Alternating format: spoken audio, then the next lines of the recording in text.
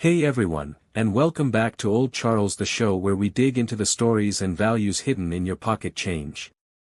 Today, we're tackling a coin that many of you in the UK will definitely remember, and one that might be sitting in a jar or an old purse right now, the 1974 5p piece. I've had so many requests for this one. Alex, I have a 1974 5p. Is it worth thousands? Well, the answer is complicated. It's a coin wrapped in a massive historical transition, and its value is a classic case of, it depends. So, let's not waste any time. We're diving deep into the history, the design, the varieties, and the real, honest-to-goodness value of the 1974 5p. To understand the 1974 5p, we have to go back a few years. For centuries, the British currency was a wonderfully complex, if not slightly confusing, system of pounds, shillings, and pence. 240p to the pound. 12p to a shilling. It was a system steeped in tradition, but on the 15th of February, 1971, Britain finally went decimal. The old shilling and the 2-shilling piece, the florin, were still legal tender, but they were now defined in new decimal terms. The shilling became 5 new pence, and the 2-shilling piece became 10 new pence. This is crucial. From 1968 to 1971, the Royal Mint had been issuing new decimal coins alongside the old ones. And for the first few years of the 1970s, the old shilling and the new 5p coin circulated together. They were the exact same size, the same weight, and represented the same value, but this was inefficient. Having two identical coins for one value is confusing and costly. So, in 1990, the government demonetized the old shilling. But in 1974, we were right in the middle of this transition. The 1974 5p was a direct descendant of the shilling, and it was about to start a family of its own. The 1974 5p is a beautiful coin. It's made of cupronickel, that's 75% copper and 25% nickel, giving it that classic silvery look. It has a diameter of 23.59 mm and weighs 5.65 grams. The design, by the renowned sculptor Arnold Machin, is iconic. On the obverse, we have the mature portrait of Queen Elizabeth II. This is the famous Machin portrait, the same one used on UK stamps for decades. It's elegant and dignified. Now, the reverse is where the real history is. This design is not a new one. It was created by Christopher Ironside and it features the Scottish thistle, royally crowned, with a sprig of English oak leaves and acorns.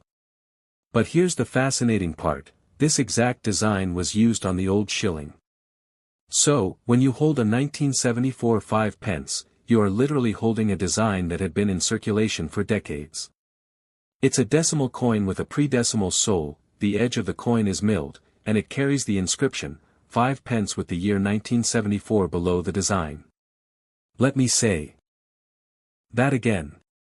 140,910,620-5.so, is it rare? In the grand scheme of things, no. It is, in fact, one of the most common 5p coins from the pre-1990 small-sized series. This is the primary reason you won't be retiring on the proceeds of a single 1974 5p. They made a lot of them that if you have a 1974 5p that's been in circulation, it has scratches, it's lost its luster, the details are a bit soft, then its value is essentially face value. It's worth 5p. While it's no longer legal tender since it was demonetized in 1990 along with the old shilling, it can still be spent at a bank. For a collector, a coin in this condition has very little premium. You might see them sold in bulk bags of decimal coins for a few pounds. Now we're talking. A coin that was saved from circulation, perhaps in a mint set or collected by a bank teller. It has its original mint luster, no bag marks or scratches, and sharp details. A brilliant uncirculated 1974 5p has a collector value. You can expect to pay, or sell, a coin in this condition for around £1 to £3, sometimes a little more if it's in an original mint set. It's not a fortune, but it's a 20 to 60 times return on its face value. The key is condition, condition, condition. And this, my friends, is where the real fun begins. While the standard 1974 is common, the mint was not perfect. Errors and varieties are what can turn this common coin into a genuine treasure. This is the most famous variety for this year. On some 1974 coins, the date is struck over a previously misstruck date. This creates a noticeable doubling, particularly on the numbers 1 and 4. Look carefully. If you see a shadow or a ghost image around the digits of the date, you might have something special. A clear, well-defined 1974 LSD, longer-spaced date, or SD, small date, variety can be worth significantly more. We're talking £10 to £50 for a nice example, and even more if it's in superb condition. This is the number one thing to check for on your 1974 5 pence, this is the king. The absolute pinnacle. In 1971, a very small number of 5p coins were mistakenly struck using the reverse die from the, at the time, outgoing half-crown. These are known as mules. A 1971 5 pence/half-crown mule is one of the great modern British rarities, worth thousands. Now, to be clear, a 1974 mule is theoretically possible but astronomically unlikely. If you ever found one, it would be a numismatic sensation. But it's a reminder that the mint can make mistakes, and that's what makes coin hunting so exciting. So, you've checked your coin. You've got a nice, shiny BU example, or maybe even one with a slight date doubling. What now? Handle it carefully. Hold it by the edges. The oils from your fingers can damage the surface over time. Store it properly. Don't just throw it in a jar with other coins. Get a cheap coin folder, a 2x2 cardboard holder, or a plastic capsule. Protect it from the elements, and third, enjoy it. The 1974 5 pence is a tangible piece of British economic history. It's the last of its kind, the small, shilling-sized 5 pence. In 1990, it was replaced by the much smaller, thicker coin we know today. So, let's circle back to our original question. What is the 1974 5 pence coin worth for a worn, circulated example, 5 pence, for a beautiful, uncirculated one, £1 to £3. For a clear error or variety, potentially £10 to £50. Its value isn't in a massive price tag for every coin, but in its story.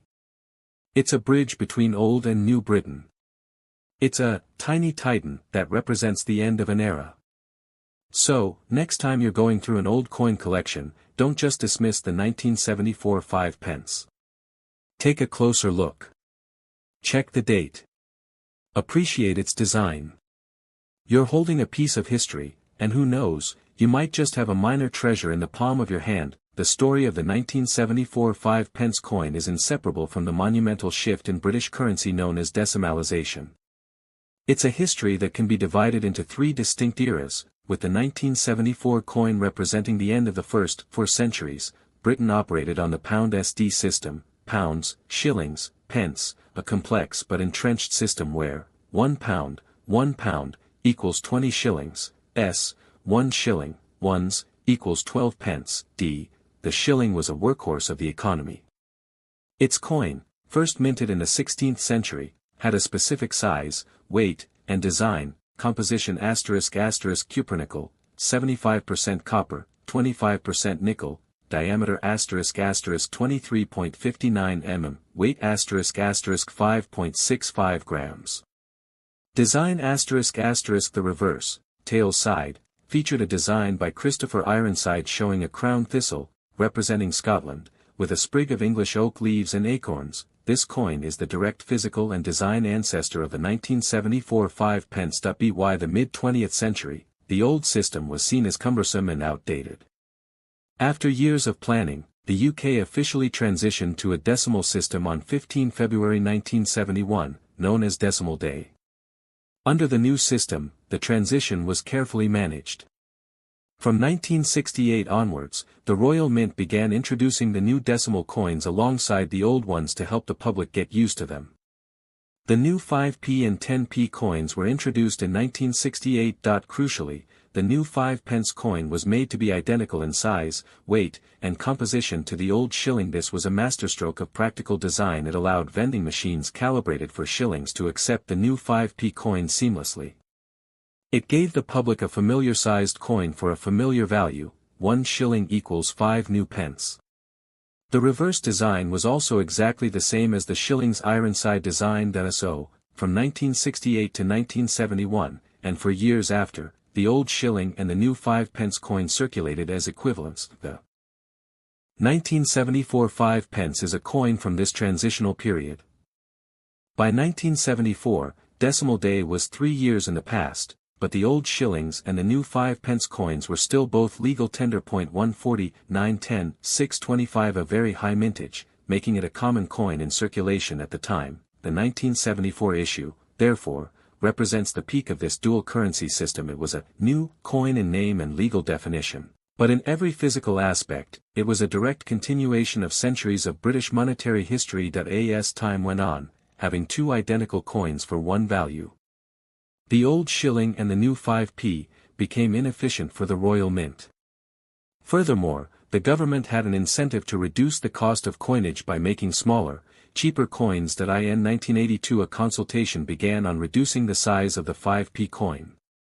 This led to the introduction of a new, smaller, and thicker 5 pence coin in 1990. New 1995 p** 18.0 mm diameter, made of nickel-plated steel, with the new smaller coin introduced. The older, larger 5 pence coins, and the identical shillings, were demonetized on 31 December 1990.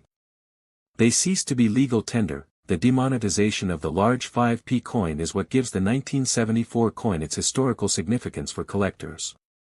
It is a tangible relic of the original decimal series and the final incarnation of the classic shilling size. The smaller 5p coin introduced in 1990 has continued to circulate, with its composition changing to steel and its reverse design being updated in 2008 as part of the Royal Mint's new definitive coin series, which depicts different parts of the royal arms.